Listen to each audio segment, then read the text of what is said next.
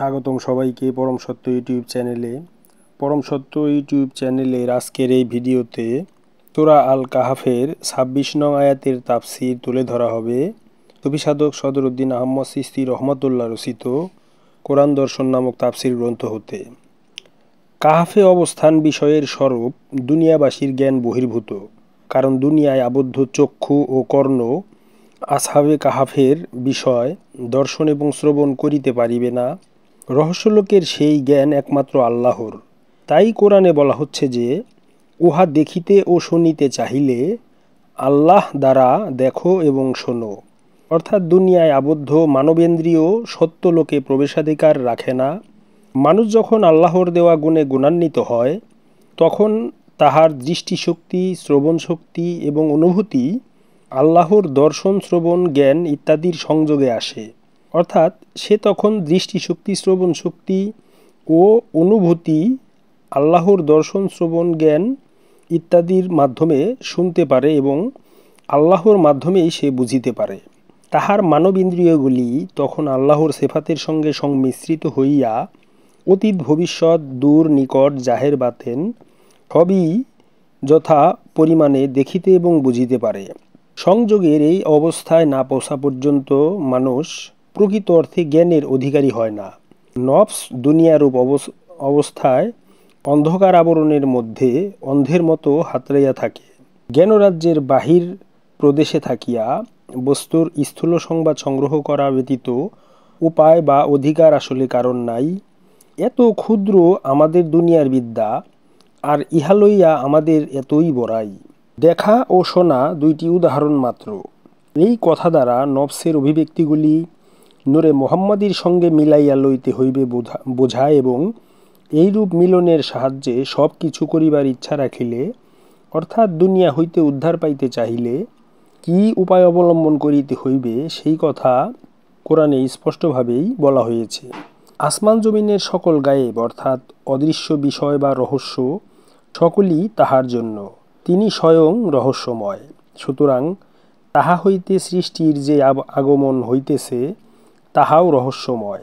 এই রহস্য জ্ঞান দুনিয়ার মানুষকে দেওয়া হয় নাই। সেই জন্য দুনিয়াবাসীর ইন্দ্রিয় দুনিয়ার বহির্ভূত বিষয় গ্রহণ করিতেও পারিবে না। দুনিয়া হইল অন্ধকার ও অজ্ঞানতার আবরণ।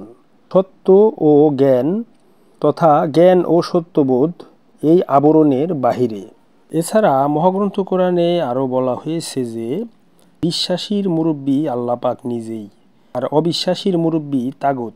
আর এই তাগুত হচ্ছে আসলে আপন বিষয় বাসনায় যে ভ্রমে মানুষ আবদ্ধ থাকে। যাহারা তাহাদের রবের দ্বারা দেখে ও শোনে, তাহাদের আল্লাহ ব্যতীত অন্য অভিভাবক বা বন্ধু থাকে না। সর্বাবস্থায় আল্লাহ পাকই তাহাদের অভিভাবক হইয়া তাদেরকে পরিচালনা করেন। তখন সৃষ্টির কোনো কিছুকেই বন্ধু অর্থাৎ সাহায্যকারী রূপে তাহারা আর মন হইতে গ্রহণ করতে পারেন না। এই অবস্থায় তাহারা আল্লাহর অখণ্ড এক হুকুম হইতে অর্থাৎ নিয়ন্ত্রণ হইতে বিচ্ছিন্ন থাকেন না। মন এই পর্যায়ে আসিলে হুকুমত তাহার এক হইয়া যায়। ইহার পূর্বে মানুষ বহুর শাসন ও আদেশ মানিয়া থাকে, অর্থাৎ বিষয় বাসনায় আবদ্ধ থাকার কারণে মানুষ বহুর শাসন ও আদেশ মানিয়া লয়, তথা এক আল্লাহর শাসন ও আদেশ মানিয়া লইতে পারে না। এক অখণ্ড নিয়ন্ত্রণ তখন তাহার দৃষ্টিপথেই পড়ে না এবং তাহার নির্দেশও শুনিতে পায় না। এই জন্য তাহার মন একক হুকুমত হইতে নিজেকে বিচ্ছিন্ন রাখিয়া জীবনযাপন করে। অথচ সে যে আল্লাহর হুকুমতের মধ্যে ডুবিয়াই আছে, এই বোধটুকুও তার আর থাকে না। যাহারা আল্লাহর দ্বারা দেখেন ও শোনেন, তাহারাই কেবল আল্লাহর হুকুমতের মধ্যে, অন্য কাউকে শরিক করেন না। মানুষ তাহার নফসকে নিজ ইচ্ছামতো চালনা করলেই উহা শিরক হয়, কারণ এইখানে স্রষ্টার পরিবর্তে বস্তুর প্রতি নির্ভর থাকিয়া যায়। কাহাফে প্রবেশের পূর্ব পর্যন্ত মানব মনে কম বেশি শিরক থাকিবেই, অথচ শিরক হইল বিশ্বাসের পথে সবচেয়ে বড় অপরাধ। মহাগ্রন্থ কোরআনের যে দর্শন এটা হচ্ছে রহস্যময়। এখন আমাদের সমাজের মোল্লা মৌলবীগণ আসহাবে কাহাফের গল্প বলে, 309 বছর কতিপয় যুবকগণ ঘুমিয়েছিল সেখানে। মূল বিষয়টা সত্য, কিন্তু তাদের যে গুহায় আশ্রয়ের ব্যাপারটি, এই বিষয়গুলো আসলে রহস্যময়। এই রহস্যময় ব্যাপারগুলো প্রকৃত অর্থে দুনিয়াবাসীরা বোঝে না। এখানে দুনিয়াবাসী বলতে যারা জ্ঞানন্ধ তাদেরকে বোঝানো হয়েছে, যারা বিষয়মোহে আবদ্ধ তাদের কথাই বোঝানো হয়েছে। মোট কথা, যারা বিষয়মোহে আবদ্ধ রয়েছে তারা এক আল্লাহর কথা মুখে যতই বলুক, তারা এক আল্লাহর শাসন ও আদেশ মেনে কখনোই চলতে পারে না। যদিও তারা টাপলামি করে যে আমরা এক আল্লাহর আদেশ এবং শাসন মানিয়া চলি, কিন্তু বিষয়মোহে আবদ্ধ থাকা পর্যন্ত কোনো মানুষের পক্ষেই এক আল্লাহর শাসন ও আদেশ মানিয়া চলা কখনোই সম্ভব নয়। এটা আল্লাহর নিজেরই তৈরি করা আইন। সুতরাং যাহারা বিষয় বাসনাকে বশ করতে পেরেছেন তথা বিষয় বাসনাকে যারা নিয়ন্ত্রণ করতে পেরেছেন, তারাই প্রকৃত অর্থে আল্লাহর সঙ্গে সংযোগ স্থাপন করেছেন।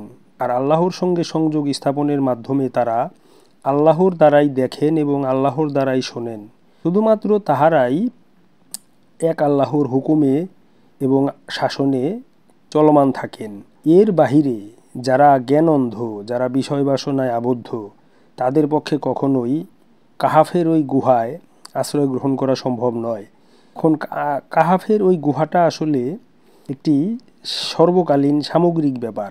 সেটাকে ওই কতিপয় নবীর আমলের ওই কতিপয় 7 যুবকের ওই আল কাহাফের ওই গুহায় আশ্রয় নেওয়ার ঘটনার মাধ্যমে যদি খণ্ডকালীনভাবে চিন্তা করা হয়, তবে প্রকৃত অর্থে কোরআনের মূল দর্শনকেই আসলে অস্বীকার করা হয়। মোট কথা হচ্ছে, আসহাবে কাহাফের ওই গুহায় আশ্রয় নেওয়ার যে ব্যাপারটি যুবকগণের, এটি সার্বজনীন ব্যাপার, সর্বকালীন ব্যাপার। এটাই মহাগ্রন্থ কোরআনের দর্শন। আর যারা এক আল্লাহর হুকুমে এবং শাসনে চলে না, বিষয় বাসনায় আবদ্ধ থাকে, তারা আসলে কখনোই কাহাফের ওই গুহায় আশ্রয় নিতে পারে না। আর কাহাফের ওই গুহায় আশ্রয়ের পথে সবচেয়ে বড় বাধা হলো শিরক।